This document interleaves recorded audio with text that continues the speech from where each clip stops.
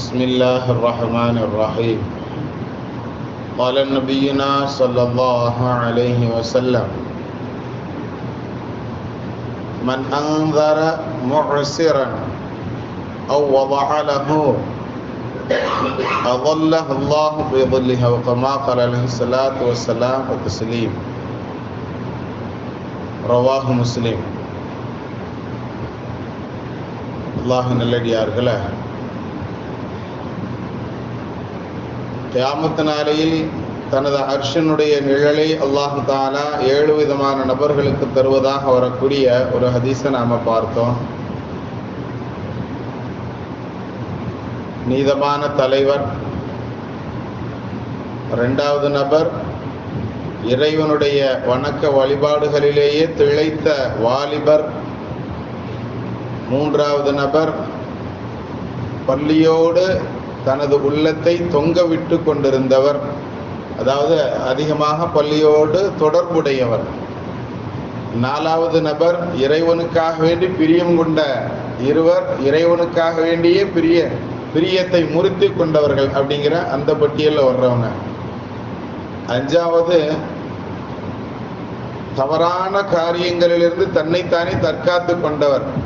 எல்லா விதமான சூழல்களும் வாய்ப்புகளும் சரியாக இருந்து பாவம் செய்யறதுலேருந்து தன்னை தற்காத்து கொண்டவர். அந்த நேரத்தில் பாவம் செஞ்சாலும் யாரும் கேட்க போறதில்லை, அல்லாஹுக்கும் அவருக்கு மட்டும்தான் தெரியுங்கிற மாதிரி சூழல்களில் இருந்து அவர் என்ன செய்யறதில்லை, அந்த பாவத்தை தவிர்த்து கொண்டாரு அந்த மனிதர்.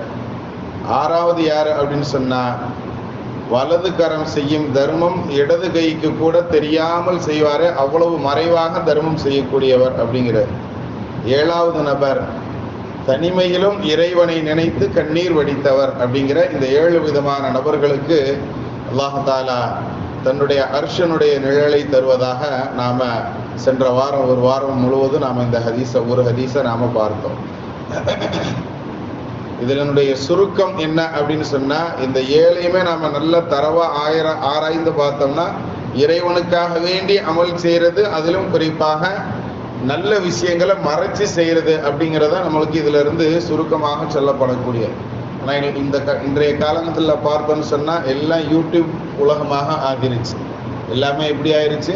யூடியூப் உலகம், எல்லாமே ஃபேஸ்புக் உலகம். தான் செய்யக்கூடிய எல்லா விதமான நல்ல காரியங்களையும் கூட என்ன செஞ்சிடறோம், ஒரு வீடியோவை எடுத்து அதை என்ன செஞ்சிடறோம், அப்லோடு பண்ணி விட்டுறோம். நான் பெருநாளைக்கு நான் எவ்வளவு தர்மம் செய்கிறேன் அப்படிங்கிறதை உள்பட எல்லாத்தையும், பெருநாள் நம்ம சந்தோஷமாக இருக்கிறோம் என்பதை நாம் என்ன செய்கிறோம், பறைசாற்றுகிறோம். அதே சமயத்தில் அந்த பெருநாளினுடைய விஷயம், அதில் நாம் கொடுக்கக்கூடிய ஏழைகள் தர்மம் உள்பட எல்லாத்தையும் என்ன செஞ்சிடறோம், நம்ம பகிரங்கமாக போட்டு உடைத்து விடுகிறோம். இப்படிப்பட்ட சூழல்களில் தான் இருக்கு. சமீபத்தில் சதக்கத்துல் ஃபித்ராவை கொடுக்க போகக்கூடிய ஒரு நிகழ்வு, நண்பர் சொன்னாங்க, அதை போய் கொடுக்கறதுக்காண்டி நாங்கள் கதவை தட்டுறோம், உள்ளே இருந்து சத்தம் வருது, கேமராவோடு இருந்தீங்கன்னா தயவு செய்து வேண்டாம் போயிருங்க, கேமராலாம் இல்லைன்னா சொல்லுங்கள், நாங்கள் வெளியே வந்து வாங்கிக்கிறோன்னு சொல்லும் அளவிற்கு சூழல்கள் மாறி போயிருச்சுங்கிறது லேசாக நான் உங்களுக்கு சொல்கிறேன். எவ்வளோ பெரிய அபத்தமான காலத்தில், எவ்வளோ பெரிய இப்படிப்பட்ட சூழல்களில் நாம் இருந்து கொண்டிருக்கோம் அப்படிங்கிறத நாம் விளங்கி கொள்ளணும். கண்ணியத்திற்குரியவர்களை சரி, அல்ஹம்துலில்லாஹ், அல்லாஹ் தஆலா அவனுக்காக வேண்டி நல்ல விதமான இது போன்ற நற்காரியங்களை இந்த 7 விதமான நபர்களில் அல்லாஹ் நம்மை பொருந்திக் கொள்வானாக. ஆமீன். இப்போ நாம் இந்த 7 நபர்களை நாம் பார்த்தோமே, இது ஒரே ஹதீஸில் வரக்கூடிய செய்தி. இப்போ இது இல்லாமல் நபி ஸல்லல்லாஹு அலைஹி வஸல்லம் அவர்கள் பல இடங்களுக்கு தோதாக பல மாதிரி விஷயங்களில் இந்த அர்ஷனுடைய நிழல், அல்லாஹனுடைய நிழல் என்ற பதத்தில் நிறைய இடங்களில் சில ஹதீஸுகள் வருது. அந்த அடிப்படையில் எதெல்லாம் யாருக்கெல்லாம் அல்லாஹ் தஆலா அந்த மாதிரி தனது நிழலை தருகிறான் என்பதாக வரக்கூடிய ஹதீஸுகளில் ஒன்று இமாம் முஸ்லிம் ரஹ்மத்துல்லாஹி அலைஹி அவர்கள் தங்களுடைய ஹதீஸில் பதிவு செய்திருக்கிறார்கள்.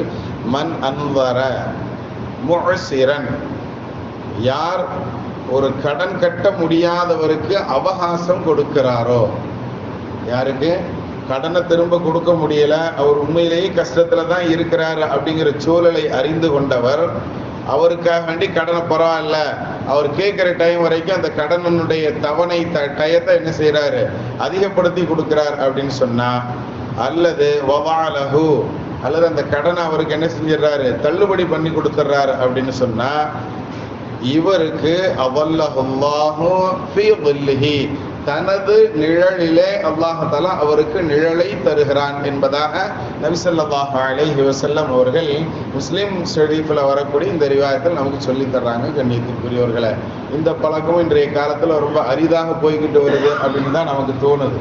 கடன் கொடுக்கறதுங்கிறதே இந்த காலத்துல குறைஞ்சு போயிருச்சுன்னு கூட சொல்லலாம். அப்படியே கடன் கொடுத்தாலும் நேற்று நாம சும்மால சொன்ன மாதிரி அதை பிடிச்சி நெருக்கி வட்டிக்கு மேல வட்டி, அதற்கு ஒரு குட்டின்னு சொல்லி வட்டியினுடைய விஷயங்களில் முஸ்லிம்களே போய் என்ன செஞ்சுக்கிறோம், வசமாக மாட்டிக்கொள்ளக்கூடிய ஒரு சூழல்களும் இருக்குது. கடைசியில இதற்கு தீர்வு தற்கொலைங்கிற மாதிரி போகக்கூடிய நபர்களையும் நாம் என்ன